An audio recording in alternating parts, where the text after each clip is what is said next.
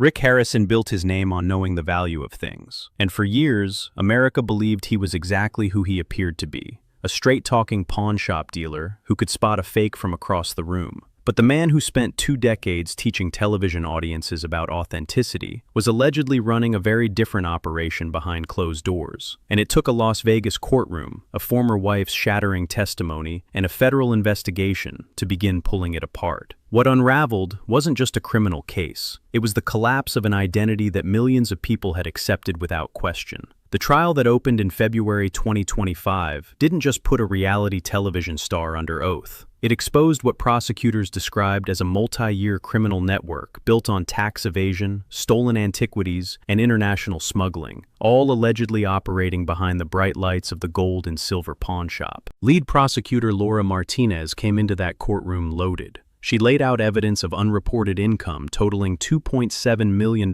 between 2018 and 2023, a Cayman Islands offshore account holding $1.5 million, a 2022 shipment of 9th century Mayan pottery, suspected of being stolen and acquired through a shadowy intermediary, and encrypted emails connecting Rick to a European dealer importing 17th century bronze statues without documentation or permits, in direct defiance of the UNESCO Convention protecting cultural heritage. This wasn't an accounting oversight she was describing. Her argument was that Rick Harrison used his fame as a shield for a criminal enterprise, and that every handshake on camera masked a handshake no one was meant to see. Rick's defense attorney James Whitaker fired back hard. The offshore money was legitimate real estate investment. The Mayan pottery came with purchase receipts from a Mexican collector, and those encrypted emails, Whitaker argued, were fabricated following a verified 2021 hack of Rick's computer. The prosecution's key witness, former acquisitions employee Mike Larson, was dismissed as a disgruntled ex-employee who had been terminated for theft and carried a personal grudge. Larson had testified about a private meeting 6 years earlier in which Rick received a collection of antique watches from a Spanish client and instructed him not to record the deal, keep it cash only, and make sure the IRS never had a reason to ask questions.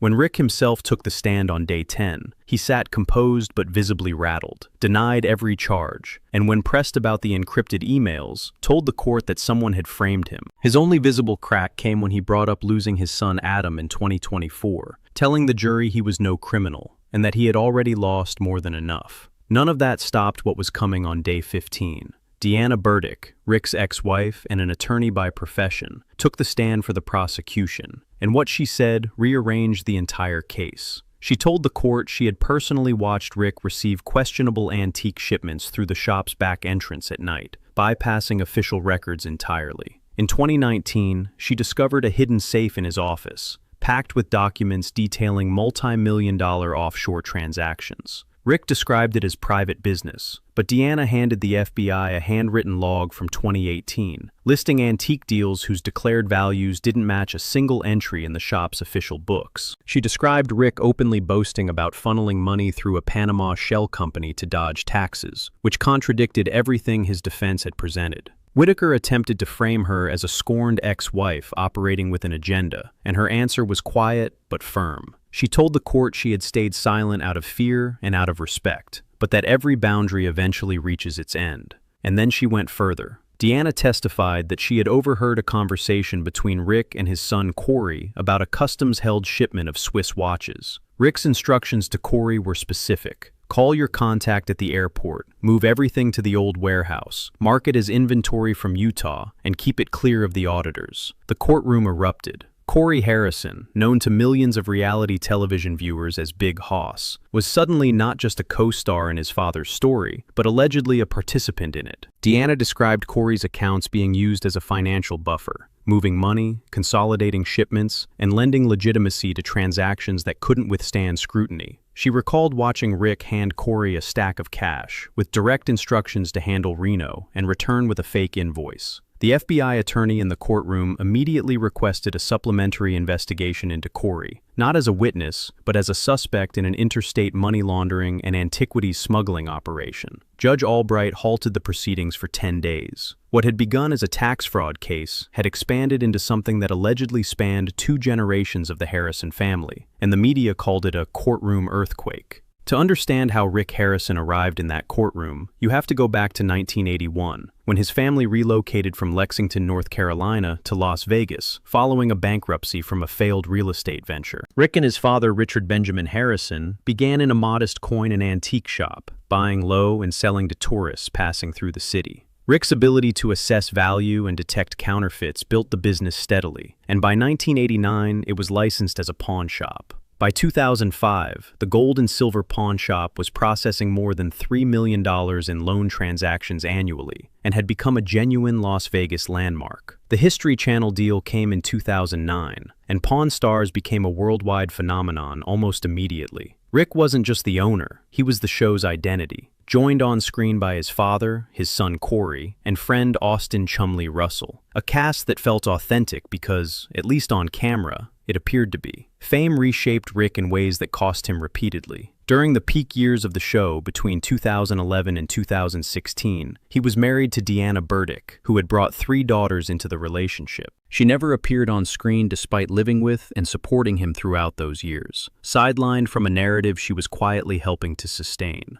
In a post-trial interview, she described their marriage as a performance built to protect his public image rather than a genuine partnership. Rick controlled schedules, made major financial decisions without consulting her, informed her of home purchases only after completing them, and maintained multiple alleged infidelities with women he introduced as business partners. She described suspicious hotel receipts, coded text messages, and watching Rick leave a Las Vegas nightclub with a stranger just weeks after their wedding anniversary. When she confronted him, his answer was to remind her he was a public figure and tell her not to believe everything she saw. Therapy was suggested and refused. Communication dried up entirely, and eventually she filed for divorce. His other marriages followed a similar arc. First wife Kim, mother to Corey and Adam, lasted 3 years before the divorce came during Rick's early Las Vegas years. Tracy Harrison, his second wife, and the mother of son Jake, ran the shop behind the scenes before Pawn Stars existed, and then disappeared from public life as the show's success swelled around her, absent from events and interviews, as if she had never contributed to what Rick had built. Their 2011 divorce was quiet, settled without public dispute. After Deanna came Amanda Palmer in 2021. Rick's shortest marriage at just 2 years, reportedly strained by his relentless focus on the television empire and her desire for something closer to an ordinary life.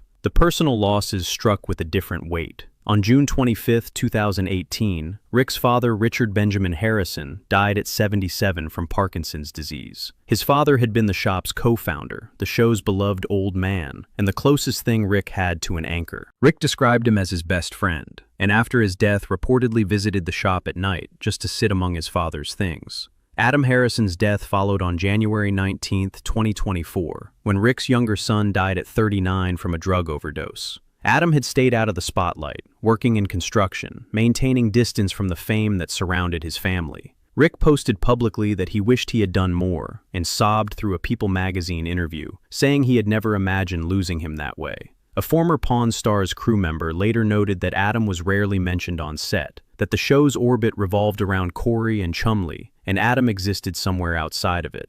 Corey Harrison's trial opened in December 2025, built on evidence that had accumulated for years. A September FBI raid on Rick's home had produced a USB drive containing encrypted emails between father and son, discussing a $1.8 million transfer to a Panama account to shield Pawn Stars' earnings from taxation. A notebook believed to belong to Corey listed unrecorded transactions, including a stolen 9th century Mayan ceramic from Guatemala and a smuggled 16th century bronze statue from Ukraine, alongside forged invoices totaling $2.3 million.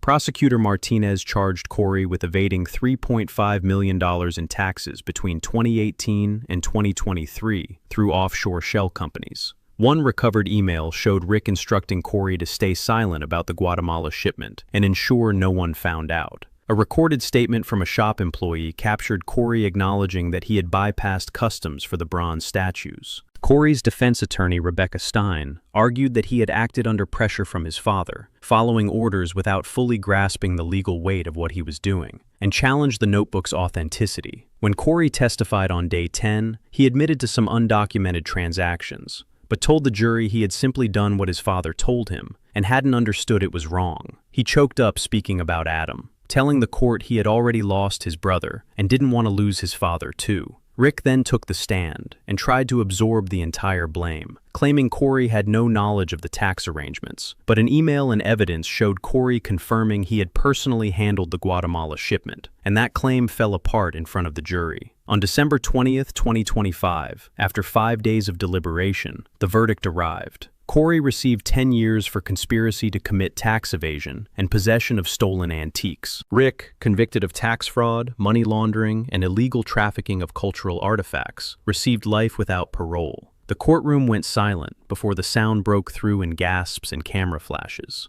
Corey wept and called out to his father as Rick was led away, face blank, hands clasped, no visible reaction at all. The History Channel canceled Pawn Stars within hours and pulled all episodes from its schedule. The IRS sealed the gold and silver pawn shop, with investigators reporting that dozens of items inside had origins that couldn't withstand legal scrutiny. Chumley posted a photograph from 2011 showing the three of them together at the shop and wrote that he had lost his two best friends and just wanted things back the way they used to be. It gathered over 1 million likes. Inside Nevada Federal Prison, Rick reportedly wrote to Corey that he deserved everything that had happened to him and that he had destroyed everything he had built. Corey, 42 years old in a separate Nevada facility, joined a support group and tried to find a way forward. The empire that 2 decades of reality television had constructed came apart in 2 courtrooms, leaving behind a story about what happens when the value placed on wealth quietly exceeds the value placed on everything else.